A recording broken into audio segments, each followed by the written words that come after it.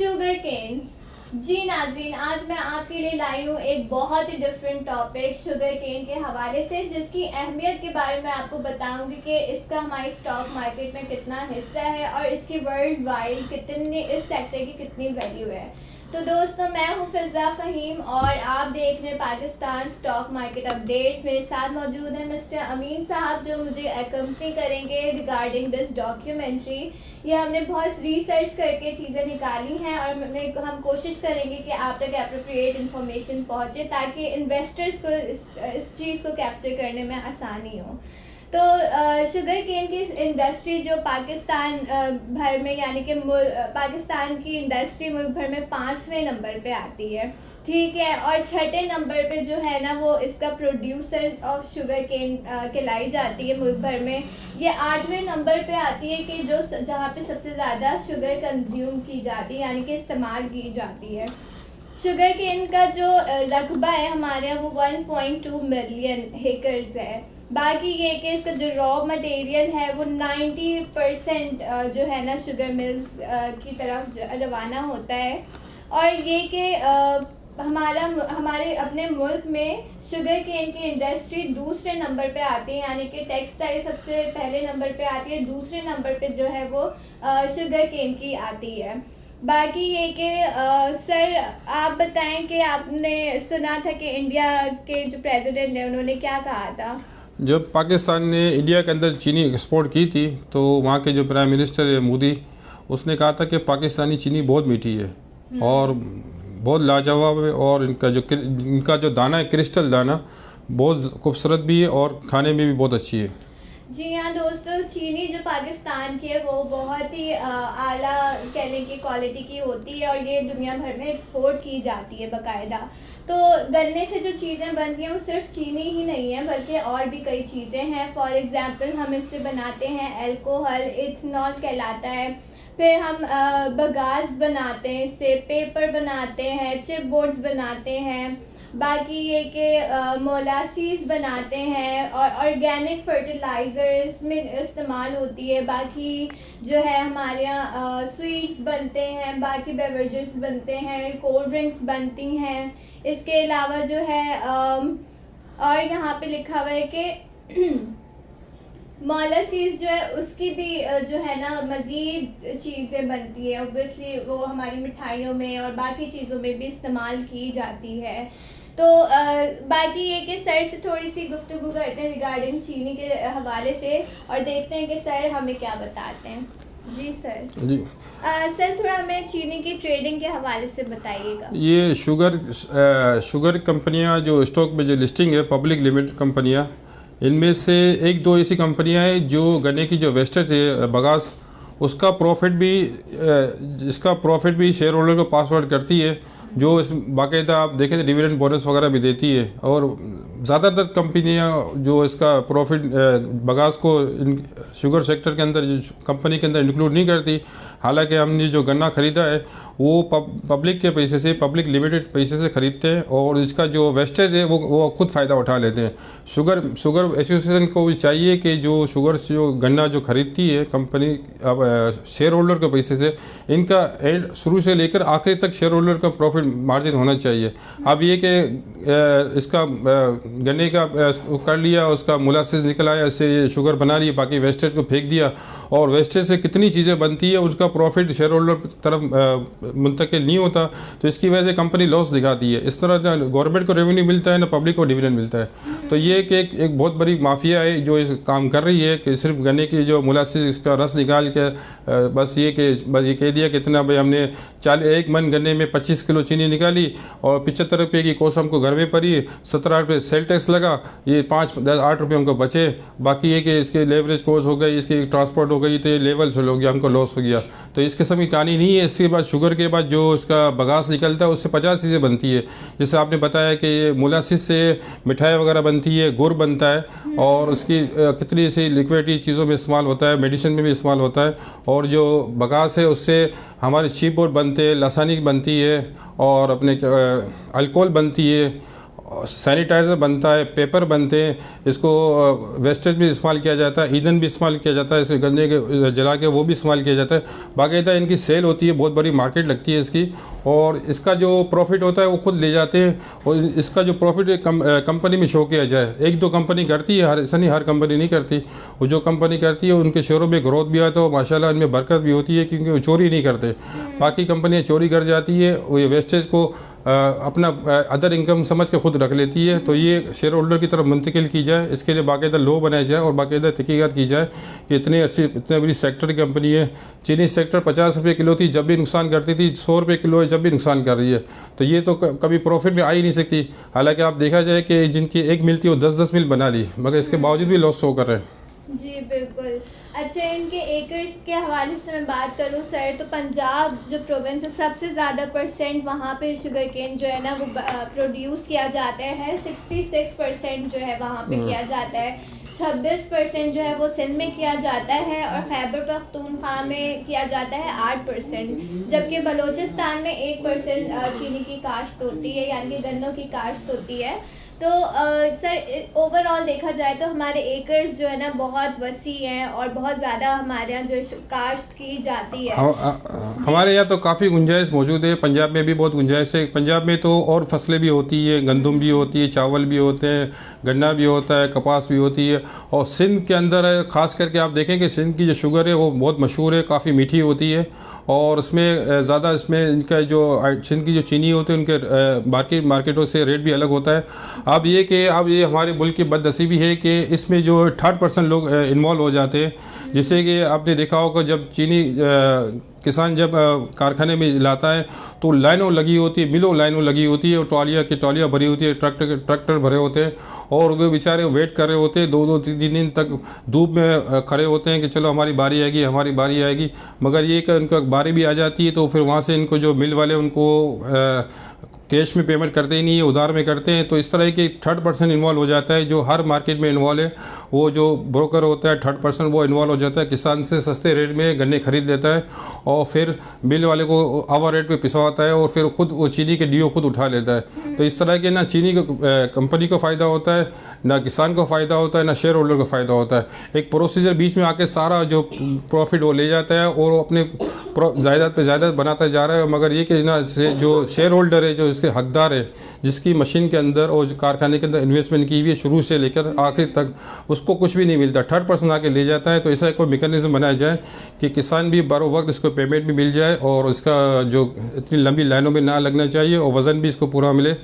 और उसकी जो मजदूरी है, जो बेचारा 6-6 महीने तक वो मेहनत करके फसल तैयार करता है, रात दिन इसका ख्याल करता है, उसको उसकी अपने पूरा मार्जिन मिलना चाहिए।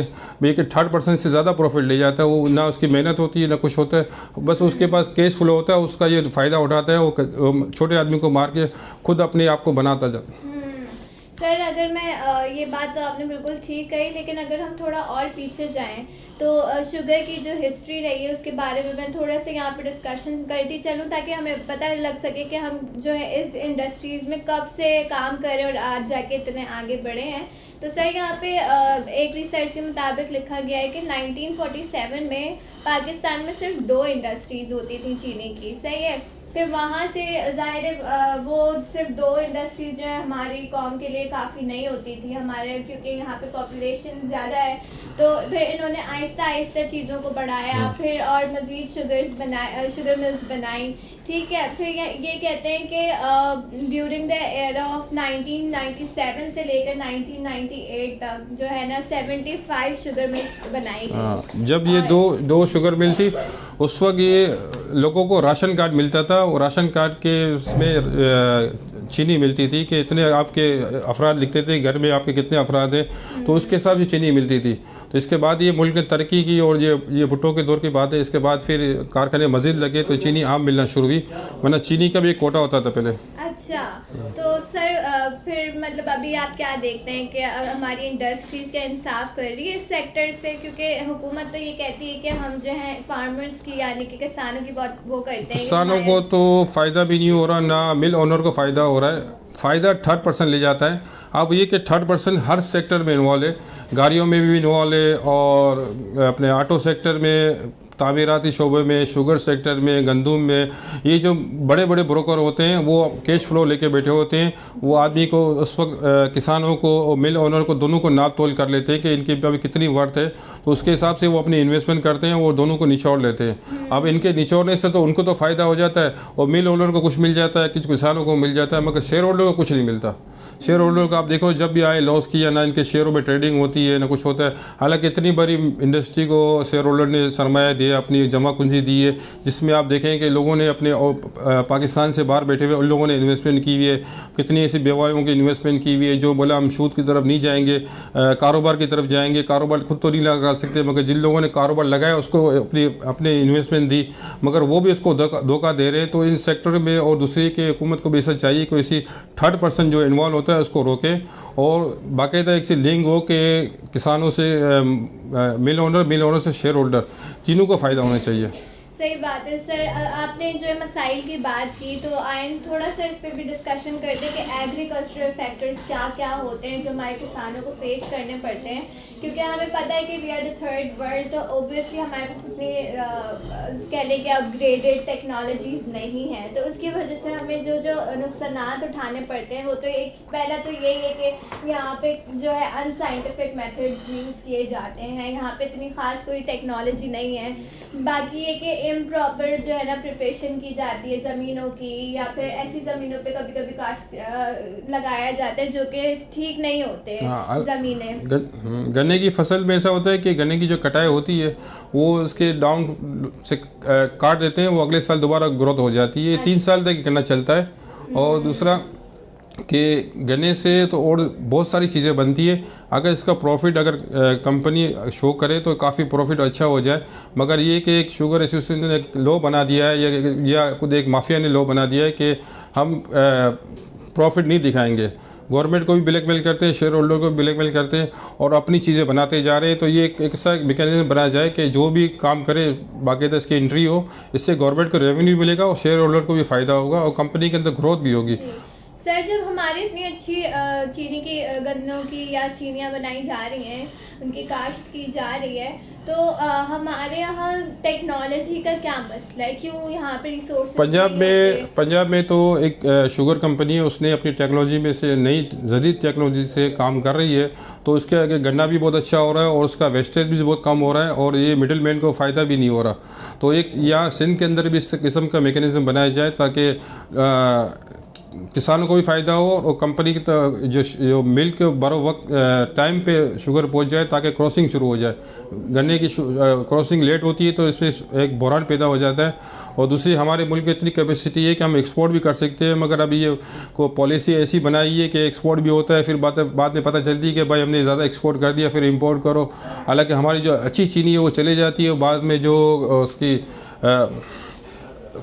क्या बोलते हैं उसकी दूसरी चीनी आ जाती है, सलजम की चीनी आ जाती है। हाँ। तो ठीक है सर, फिर मज़ीद ये बताएं कि हमारे यहाँ जो है ये शुगर सेक्टर इतना बड़ा है, ठीक है, और आपको मैंने बताया कि ये 8वें नंबर पे आता है, फिर 2nd नंबर पे आफ्टर टेक्सटाइल ये होता है हमारे यहाँ पाकिस्तान में। तो सर इतना बड़ा ये बिज़नेस है तो लोग इस तरफ क्यों नहीं देखते स्टॉक मार्केट में इन्वेस्ट करने के लिए? शुगर सेक्टर में शुगर जो कंपनी है उसका लाइसेंस गवर्नमेंट नहीं दे रही। अच्छा। उनका भी एक मोनोपोली हो गई कि नए लाइसेंस बंद कर दिए। और दूसरा ये कि ये एक किस्म की इन शेयरों में ट्रेडिंग बहुत कम होती है, क्योंकि इनका साल में एक दफ़ा इनका आता है ज़्यादातर बोनस डिविडेंड जो होता है, जो रिटर्न होता है, और बहुत सारी कंपनी को नहीं आता और काफ़ी कंपनी इनके डिफ़ॉल्टर की तरफ भी चले गई। हालांकि क्रॉसिंग सब वगैरह सब हो रही है, मगर इसके बावजूद भी डिफ़ॉल्टर की तरफ चले गई है। अब दूसरे के यहाँ शेयर होल्डर भी काफ़ी इससे मायूस है क्योंकि कंपनी लॉस दिखाती है, मुसलसल लॉस दिखाती है। अभी कुछ ऐसी सिंध की 2 कंपनियाँ हैं जो पिछले साल भी लॉस दिखाया था, अब इस साल थोड़ा प्रॉफिट दिखाया है। और इन शेयरों में ट्रेडिंग नहीं होती। लोग अगर ले लेते हैं शेयर तो फिर इसमें लोगों को एग्जिट होना बड़ा मुश्किल हो जाता है। तो कंपनियों को भी SEC को चाहिए कि हर कंपनी के अंदर कम इसकी 10% तो साल में उसकी ट्रेडिंग होनी चाहिए हर कंपनी का। अब ऐसी कंपनियां कंपनियां जिसके शेयर में ट्रेडिंग नहीं होती, लोग लेके फंस जाते हैं, ना बेच सकते ना ले सकते, ना इनको कुछ मिलता है, ना गवर्नमेंट को कुछ मिलता है, ना स्टॉक को कुछ मिलता है, ना लागा मिलता है, ना FAD मिलता है, कुछ भी नहीं मिलता, ना कमीशन किसी ब्रोकर को मिलती है। एक किस्म की इन्वेस्टमेंट बैन हो जाती है। तो SSCB को ऐसा चाहिए कि हर सेक्टर के अंदर कम से कम 10 से 20% शेयर की ट्रेडिंग होना लाजमी है, वरना कंपनी को 100 को नोटिस भेजे कि भाई आप अपनी कंपनी में ट्रेडिंग क्यों नहीं हो रही। तो ये ट्रेडिंग होगी तो लोग इस सेक्टर में भी इन्वेस्टमेंट करेंगे। अब लोग रनिंग आइटम में करते हैं, जो वो जान इनका पे आउट होता है ना कुछ होता है, उसमें लोग फंस जाते हैं, क्योंकि अच्छे शेयरों में ट्रेडिंग तो होती नहीं है।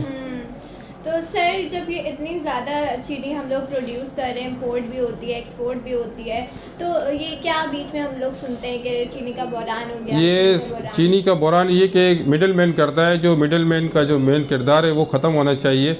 लास्ट टाइम भी जो चीनी की जो FII में जो इन्वेस्टिगेशन हुई थी, इसमें भी कि मिडिल मैन का जो क्लास उनके पर हाथ नहीं डाला गया था। अगर मिडिल मैन पर हाथ डाला जाए तो चीनी का बहरान भी ख़त्म हो जाएगा और चीनी सस्ती भी मिलेगी और शेयर कंपनी को भी प्रॉफिट होगा, किसान को भी फ़ायदा होगा और शेयर होल्डर को भी डिविडेंड मिलेगा। मिडिल मैन है जो एक किस्म का बहुत बड़ा अज्जा समझ लो या सांप समझ लो, वो सब कुछ खा जाता है। तो ये मिडिल मैन को ख़त्म करके अगर डायरेक्ट ट्रेडिंग होगी तो इंशाल्लाह है कि हर किसी को फ़ायदा होगा।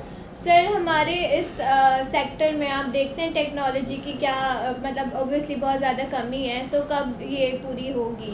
ये कि अब ये कि गन्ने की काश्त भी आप किसी मतलब जो ज़रूरी तरक्याती बैंक वगैरह जो इदारे हैं वो इसमें इन्वेस्टमेंट करके किसानों को ऐसा अवेयरनेस दे कि मज़ीद जदीद तरीके से गन्ने की काश्त की जाए।